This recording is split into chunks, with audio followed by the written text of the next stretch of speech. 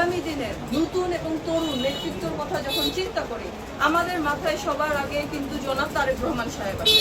এবং তারেক রহমান সাহেবের কথা কিন্তু আমরা চিন্তা করছি এই কারণে না যে কারণ উনি আমরা সবাই বিএনপি করি বলে, এইটা আমরা জানতাম। ইনশাআল্লাহ আল্লাহর বিচার থাকলে এই দেশে বিএনপি আবারও আসবে এবং জনগণের বিরুদ্ধে। এইবার আমরা নতুন ধরনের রাজনীতি করে দেশকে মানুষকে দেখিয়ে দেব আমরা কোনো বিভেদ বিভাজন নয়, সকলে ঐক্য। আমি বিশ্বাস করি না 5 আগস্টের পরে এই প্রধানে মানে আমি ছাত্র দলের এ পর্যন্ত একটা ভূমিকা কোনো মানে আমি কোনো জায়গায় কোনো দুর্নীতি পাইনি, কোনো কিছু পাইনি, যুব দলও পাইনি। এবং অঙ্গ সংগঠন যা আছে বিএনপির, এটা আদর্শ জায়গা থেকে দেশ নায়ক তারেক রহমান এই 1000 মাইল দূর থেকে লন্ডন থেকে এসে বলেছে যে আপনারা বিশৃঙ্খলা করবেন না, সামনে নির্বাচন, আপনার জনগণের পাশে দাঁড়ান।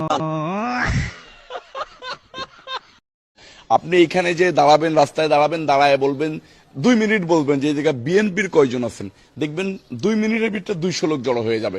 কিন্তু আপনি যে বলেন যে এইখানে জামাতের কয়জন আছে, 2 মিনিটের ভিতরে একজন আপনি নাও পাইতে পারেন। আপনি জাতীয় পার্টির বলেন 2 মিনিটের ভিতরে একজন নাও পাইতে পারেন। আপনি এনসিপির বলেন 2 ঘন্টার ভিতরে একজন নাও পাইতে পারেন।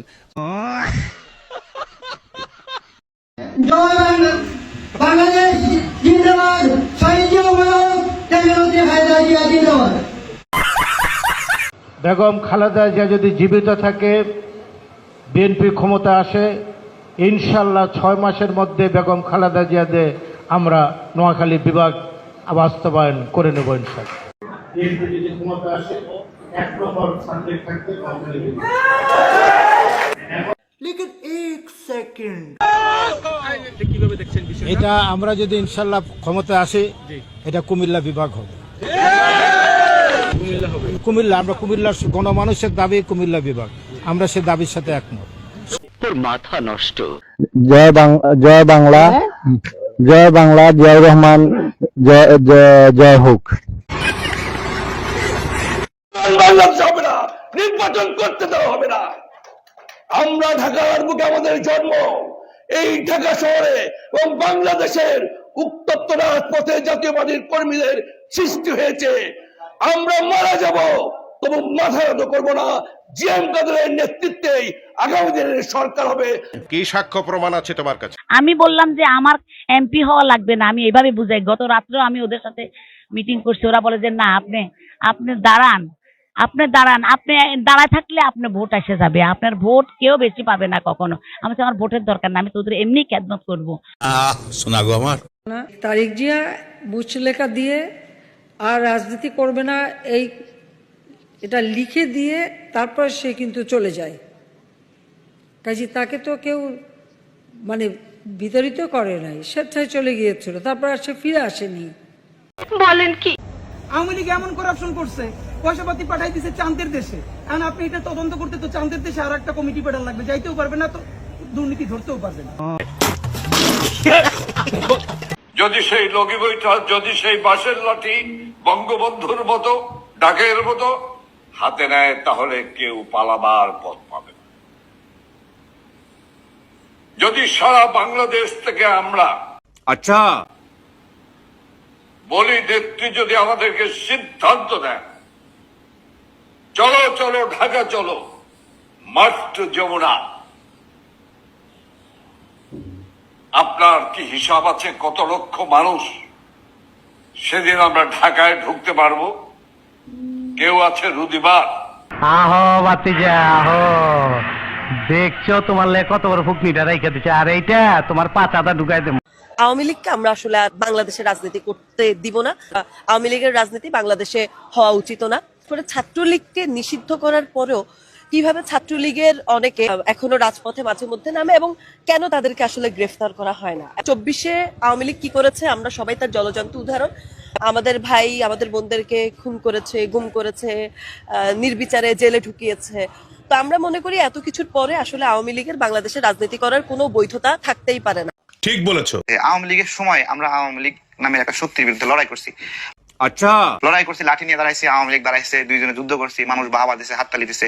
তারেক ভাই অনেক সাহসী। আরে সর্বনাশ। এখন আওয়ামী লীগ নাই, এখন আমার সামনে এনসিপি হয়ে গেছে আওয়ামী লীগ। সেই নতুন আওয়ামী লীগের বিরুদ্ধে বললে আমাকে বলতেছে আমি দালাল। তোর দাম আছে। খুনি হাসিনার বিচারের কোনো বিকল্প নেই।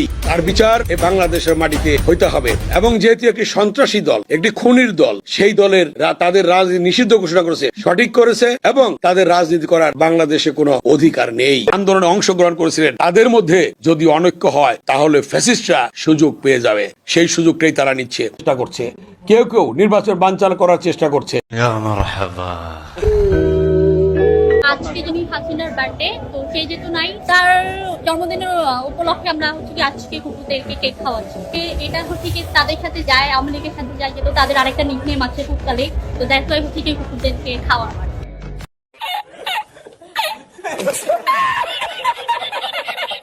আওয়ামী লীগ যদি না থাকে, জাতীয় পার্টি যদি না থাকে, বা আওয়ামী লীগের সঙ্গে 14 দল যদি নির্বাচনে না থাকে, তাহলে কি হবে? তাহলে এই নির্বাচনটাকেও কিন্তু ওইভাবে রূপ দেওয়ার চেষ্টা করবে সারা বিশ্বে বা বাংলাদেশে, যে একচেটিয়া নির্বাচন করেছে আওয়ামী লীগের মতোই। হত্যার দায়ে একবার করে মৃত্যুদণ্ড হয়, তাহলে 1400 মানুষকে হত্যার দায়ে অন্তত 1400 বার মৃত্যুদণ্ড হওয়া উচিত। কিন্তু যেহেতু হিউম্যানলি এটা পসিবল না, অন্তত তাকে যদি একবার চরমদণ্ড না দেওয়া হয়, এটা অবিচার করা হবে। আইনে মিটিগেটিং ফ্যাক্টর বলে একটা কথা থাকে, যে তার কিছু কর্মকাণ্ড যদি এমন হয় যার প্রেক্ষিতে আদালত বিবেচনা করতে পারেন এই ভালো কাজগুলো তিনি করেছেন, তার শাস্তি কমানো যেতে পারে। কিন্তু শেখ হাসিনার ব্যাপারে আমরা দেখিয়েছি যে তার মিটিগেটিং কোনো ফ্যাক্টর নেই, প্রত্যেকটি ফ্যাক্টর হচ্ছে অ্যাগ্রেভেটিং ফ্যাক্টর। অর্থাৎ যে কোনো ফ্যাক্টরকে যদি বিবেচনা করা হয়, তাহলে দেখা যাবে তার অপরাধে তার শাস্তির পরিমাণটা বাড়ানো দরকার, কমানোর কোনো সুযোগ নেই। সুতরাং তার ব্যাপারে আমরা বলেছি যে তাকে চরম শাস্তি দেয়াটা উচিত এই আইনের এই বিচারের মধ্যে। আওয়ামী লীগ এই বাংলাদেশে কোনো নির্বাচনে আগামীতে আর অংশগ্রহণ করতে পারবে না।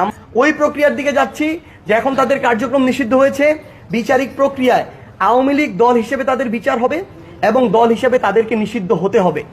ভারতীয় আধিপত্যবাদের অধীনে বাংলাদেশে আর কোনো রাজনীতি চলবে না। মাসুদ কামাল দেখবেন ঘুরে ফিরে বোঝাতে চেষ্টা করে আগের সরকার ভালো ছিল। মাসুদ কামাল্লা পরে আছে কিভাবে স্বৈরাচার এবং ভারতকে আবার অধিষ্ঠিত করবে বাংলাদেশে। এদেরকে না বলুন, এরা দালাল, এরা চিহ্নিত গোপন দালাল। এরা জীবনে স্বৈরাচার শব্দ মুখ দিয়ে উচ্চারণ করতে পারে নাই, এখন তারা বাংলাদেশে এসে দালালি করেছে, কারণ সরকার very soft to them, otherwise অন্য ঘটনা ঘটতে পারতো। Oh my God! যে দলের জন্য কখনো নিজের কথাই চিন্তা করি নাই, ফ্যামিলির কথা চিন্তা করি নাই, গুমের কথা চিন্তা করি নাই, খুনের কথা চিন্তা করি নাই, আমি রাজপথে ঝাঁপিয়ে পড়েছি। সেই দল কিভাবে আমাকে কোনো নোটিশ না দিয়ে, কোনো টিম তদন্ত টিম না করে কিভাবে আমাকে বহিষ্কার করে দিল, আসলে আমি হতভম্ব হয়ে পড়ি। শোনা গো আমার, আমি বলছি আমার উত্তরটা তো দিতে। কোন জায়গায় কি বলতে জানি, যাইবো কথা কি লেগে বলে জানি, যাইবো কম জায়গা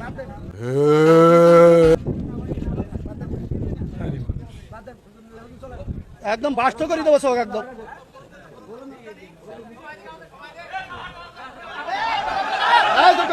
कौन है ये लोग, कहाँ से आते हैं? হাসিনা মোবাইল দিছে, হাসিনা পদ্মা সেতু দিছে। ধরেন আমি যদি জানি আমার বাড়ির পাশে ওই জমিটুকুন আব্বা রাইখে গেছে, এটাকে আমার জানতে হবে, দেন আমি একটা বয়সে গিয়ে দাবি করতে পারবো যে এই জমি তুমি আমার বুঝাই দাও না কেন। আমি যদি কোনোদিন নাই জানি, তো আমার কোটি কোটি জনগণ কেউ জানেই না যে সে রাষ্ট্রের টাকা দেয়। সে শুধু তাকে সংসদে হাসিনা শিখাইছে, হাসিনা মোবাইল দিছে, হাসিনা পদ্মা সেতু দিছে, হাসিনা উড়াল সেতু দিছে, হাসিনা মেট্রো রেল দিছে। হাসিনা টাকা পাইছে কই? আর আমার জনগণ যদি জানে এই সমস্ত টাকা আমরা হাসিনাকে দিছি, হাসিনা সব নিজে খাইছে এবং তার বন্ডি নিয়ে সব পাচার করছে, এই যে রাজনৈতিক জনগোষ্ঠী হয়ে ওঠা, না ভাত কাপড় হাসিনা দিছে, ভাত কাপড় সব দিছে, মানে সব সে দিছে।